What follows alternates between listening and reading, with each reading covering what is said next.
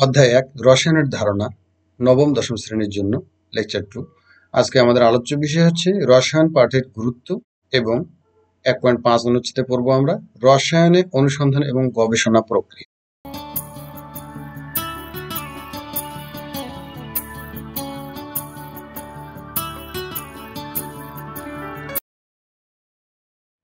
আজকের ক্লাসে আমি আছি তোমাদের সাথে মোহাম্মদ হামিদুজ্জামান, ইনস্ট্রাক্টর রসায়ন, রংপুর টেকনিক্যাল স্কুল ও কলেজ, রংপুর।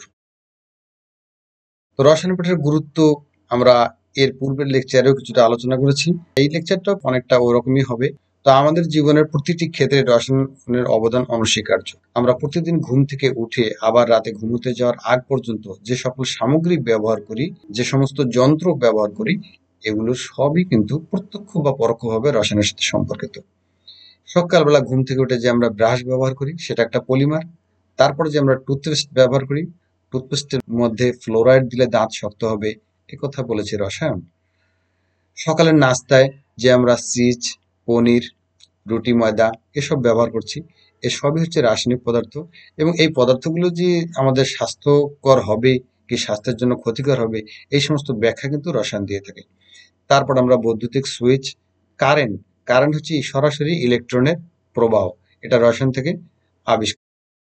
স্কুলের চক দিয়ে আমরা লিখছি ক্যালসিয়াম কার্বনেট, অর্থাৎ এটা রসায়ন আবিষ্কার করেছে।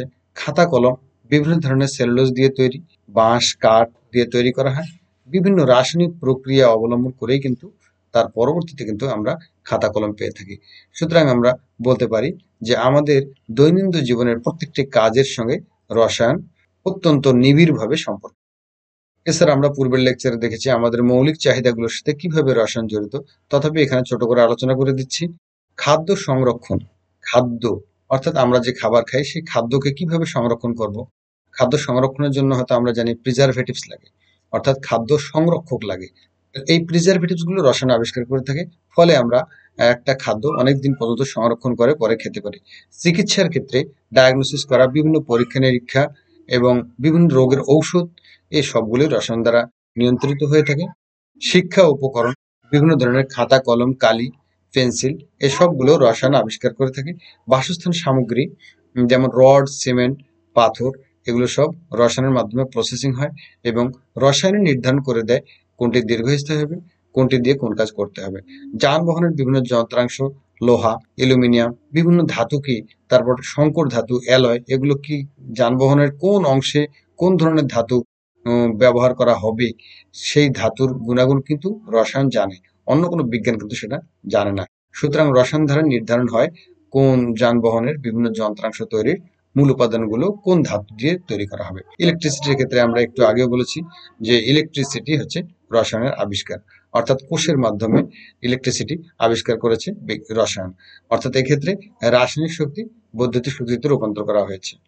আর এই ঘটনাগুলো আমরা আগেও দেখেছি যে কাঁচা আম টক, কিন্তু আম পাকলে সেটা মিষ্টি হয়। কেন? কাঁচা আমের মধ্যে অ্যাসিড থাকে, সাকসিনিক অ্যাসিড, ম্যালিক অ্যাসিড থাকে, আর অ্যাসিড হচ্ছে টক স্বাদযুক্ত। কিন্তু এই আম যখন পাকে তখন আমরা সেখানে মিষ্টি দেখতে পাই। তাহলে কাঁচা আমের মধ্যে যে অ্যাসিড ছিল সেই অ্যাসিড যদি থাকতো তাহলে কিন্তু আম মিষ্টি লাগতো না। তাহলে আম পাকলে কি হয়, সেখানে গ্লুকোজ এবং ফ্রুক্টোজ জাতীয় মিষ্টি পদার্থ তৈরি হয় বলেই কিন্তু আম মিষ্টি লাগে। সুতরাং আমের ক্ষেত্রেই নয় এটা, কমলালেবু বা যে কোনো ফলের ক্ষেত্রে এটা প্রযোজ্য। কেরোসিন, ডিজেল, পেট্রোল, প্রাকৃতিক গ্যাস, মোমের দহন করছি। এই দহন মানে হচ্ছে পোড়ানো, আর পোড়ানো মানে আরো সহজ করে রসায়নের ভাষায় বলতে গেলে বলতে হবে যে অক্সিজেনের সাথে বিক্রিয়া করা। তাহলে কোনো পদার্থকে যখন অক্সিজেনের সাথে বিক্রিয়া করে পোড়ানো হয় সেটাকে দহন বিক্রিয়া বলে। আর কেরোসিন, পেট্রোল, ডিজেল এগুলোর মধ্যে কমন দুটো উপাদান আছে, সেটা হচ্ছে একটা কার্বন আর একটা হচ্ছে হাইড্রোজেন। এই কার্বন এবং হাইড্রোজেন দহনের ফলে কি হয়, কার্বনকে যখন দহন করি কার্বন ডাই অক্সাইড, আর হাইড্রোজেন দহন করলে জলীয় বাষ্প তৈরি হয় এবং সেই সময় প্রচুর পরিমাণে আলো এবং তাপ উৎপন্ন হয়। সুতরাং এই ঘটনাগুলো রসায়নের সাথে সম্পর্কিত। পেটের অ্যাসিডিটি হলে পাকস্থলীতে আমাদের হাইড্রোক্লোরিক অ্যাসিডের পরিমাণ বেড়ে যায়, আর হাইড্রোক্লোরিক অ্যাসিডকে নিউট্রাল করার জন্য কিন্তু আমাদের অ্যান্টাসিড জাতীয় ওষুধ খাওয়া হয়, অর্থাৎ এই অ্যান্টাসিড জাতীয় ওষুধটা হচ্ছে ক্ষারীয় ট্যাবলেট, অর্থাৎ ক্ষার। আমরা জানি অ্যাসিড এবং ক্ষার বিক্রিয়া করে লবণ পানি তৈরি হয়, সুতরাং অ্যাসিডের সমস্যা দূর হয়ে যায়। এখন আমরা একটু জানবো যে রসায়নে অনুসন্ধান এবং গবেষণা প্রক্রিয়া কিভাবে সম্পন্ন করা হয়। তো রসায়ন যেহেতু একটা বিজ্ঞান, তাহলে আমরা একটু ছোট করে জেনে নিই যে বিজ্ঞান কি। বিজ্ঞান হচ্ছে পরীক্ষা নিরীক্ষা এবং পদ্ধতিগতভাবে যে সুসংবদ্ধ জ্ঞান অর্জন করা হয় তাই হচ্ছে বিজ্ঞান। এখন আমরা দেখব গবেষণার কি। গবেষণা হচ্ছে এই যে পরীক্ষা নিরীক্ষার মাধ্যমে কোনো কিছু জানার চেষ্টাই হলো গবেষণা। রাতে স্বপ্নে দেখলে কিন্তু সেটা গবেষণা হয় না। আমরা কিন্তু পরীক্ষা নিরীক্ষার মাধ্যমে কিন্তু আমাদেরকে জানার চেষ্টা করতে হবে এবং সেই চেষ্টাটার নামই হবে তখন গবেষণা। গবেষণা করতে গেলে কয়েকটা ধাপ অনুসরণ করে গবেষণা সম্পন্ন করতে হয়। এই ধাপগুলো কিন্তু তোমাদেরকে মুখস্থ রাখতে হবে। ১ নম্বর ধাপ হচ্ছে বিষয়বস্তু নির্ধারণ করা। যখন বিষয়বস্তু নির্ধারণ হয়ে যাবে, পরবর্তী ধাপ হচ্ছে বই বা পূর্বের গবেষণাপত্রের সাহায্যে বিষয়বস্তু সম্পর্কে ধারণা নেওয়া। অর্থাৎ যে বিষয়টা নিয়ে আমি কাজ করছি, ধরে নিলাম আমি বিশুদ্ধ পানির উপরে গবেষণা করতে চাচ্ছি। তো আমাকে কি করতে হবে?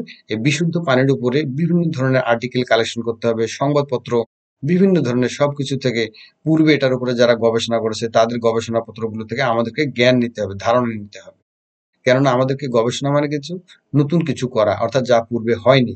কিন্তু সুতরাং পূর্বের যে গবেষণাপত্রগুলো রয়েছে সেগুলো থেকে আমাদের সাহায্য নিতে হবে। তারপর কি করতে হবে? প্রয়োজনীয় বস্তু বা পরীক্ষার প্রণালী নির্ধারণ করতে হবে। অর্থাৎ যখনই আমরা একটা গবেষণা করতে যাব তখনই কিন্তু আমাদেরকে কিছু পরীক্ষা নিরীক্ষা করতে হবে। যেহেতু এটা রাসায়নিক গবেষণা, কিছু রাসায়নিক বিক্রিয়া ঘটাতে হবে, সেখানে হিসাব নিকাশের অনেক বিষয় আছে। তাহলে পরীক্ষার প্রণালীটা আমাদেরকে নির্ধারণ করতে হবে। তারপরে এই প্রণালীর উপর ভিত্তি করে আমাদেরকে পরীক্ষাগুলো করে ফেলতে হবে।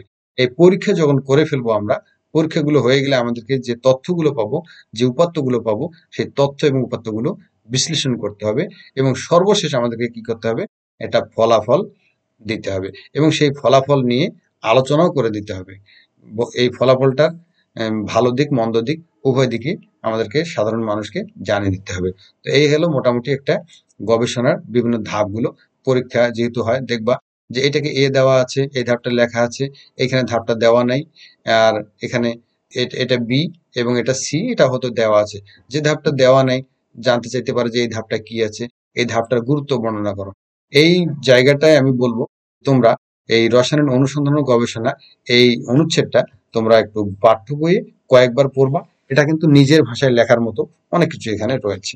তো বিষয়বস্তু নির্ধারণের ক্ষেত্রে যে গুরুত্বপূর্ণ বিষয়গুলো দেখতে হবে যে এই ধরনের সমস্যা, দেখো এখানে পানি দূষণ ঘটছে, এখানে পলিথিন দ্বারা পরিবেশ দূষণ ঘটছে, এখানে বায়ুমণ্ডল দূষিত হচ্ছে, এখানে বনজ সম্পদের উপর, তাহলে এইরকম একটা গুরুত্বপূর্ণ বিষয়কে আমরা সামনে নিয়ে কিন্তু আমরা গবেষণা করব, তাই না? তাহলে বিষয়বস্তু নির্ধারণটা একটা ইম্পর্টেন্ট। সেই বিষয়বস্তুটা যেন হয় মানুষের কল্যাণের জন্য। ওই যে আমরা বলেছিলাম যে কিভাবে আমরা কালেকশন করবো সেটাকে আমি একটু চিত্রের সাহায্যে দেখিয়েছি, তোমরা এগুলো একটু দেখবা। তাহলে বইপত্র, গবেষণা, ইন্টারনেট, বিভিন্ন সহযোগিতা, আমরা সবকিছু সহযোগিতা মিলেই কিন্তু আমাদের এই গবেষণাপত্র সম্পর্কে ধারণা নিতে হবে। তারপরে আমাদেরকে কিভাবে পরীক্ষাটা হবে সেগুলো আমাদেরকে নির্ধারণ করতে হবে। এরকম ল্যাবে করতে হবে, না মাঠের মধ্যে করতে হবে, না কেমিক্যাল দিয়ে করতে হবে, না কোনো যন্ত্রপাতি দিয়ে পরীক্ষাগুলো করতে হবে, এগুলো আমাদেরকে পরীক্ষার প্রণালী নির্ধারণ করতে হবে। তারপরে আমাদের পরীক্ষণ হয়ে গেল, তথ্য সংগ্রহ করে আমাদেরকে ডাটা বা ফলাফলগুলো প্রকাশ করতে হবে। তো এই হলো মোটামুটি আমাদের গবেষণার ধাপসমূহ। তবে এই অনুচ্ছেদটার উপরে তোমরা ভালোভাবে পড়াশোনা করলে নিজের ভাষায় অনেক কিছু লিখতে পারবে এবং ভালো নাম্বার পাওয়া বলে আমি বিশ্বাস করি। তো পরবর্তী লেকচারটা একটু ইম্পর্টেন্ট লেকচার হবে, লেকচার 3। সেখানে রসায়ন পরীক্ষাগারের নিরাপত্তা, রাসায়নিক পদার্থের ঝুঁকি এবং ঝুঁকির মাত্রা সম্পর্কিত জ্ঞান এবং বিভিন্ন ঝুঁকি চিহ্নের সাথে পরিচয় লাভ করব। লেকচার 3 ভেরি ভেরি ইম্পর্টেন্ট আছে, সবাইকে দেখার আমন্ত্রণ জানাচ্ছি এবং এই বলে আজকের লেকচার এখানে শেষ করছি। সবাই ভালো থেকো, ধন্যবাদ সবাইকে।